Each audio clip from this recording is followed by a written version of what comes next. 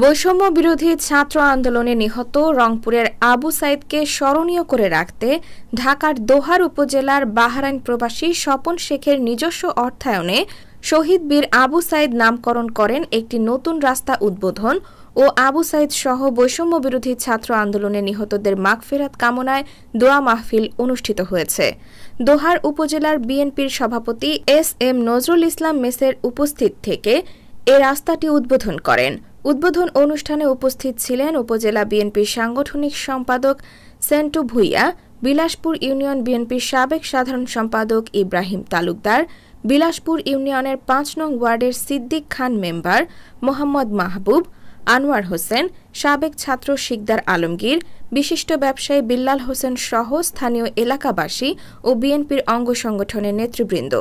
Bahrain প্রবাসী স্বপন শেখ জানান, মরে যাওয়ার পর কর্মের স্বীকৃতি দিলে তা ওই ব্যক্তি দেখে না, তাই সৃষ্টিশীল কাজের স্বীকৃতিস্বরূপ সম্মানিত করার প্রয়াস হিসেবে সড়কটিকে শহীদ বীর আবু সাইদ সড়ক হিসেবে নামকরণ করা হয়েছে। আন্দোলনে পুলিশের সামনে বুক পেতে দেয়া সেই সাহসী ছাত্র শহীদ বীর আবু সাইদের স্মৃতিকে অমলিন রাখতেই আমার এ নিবেদন।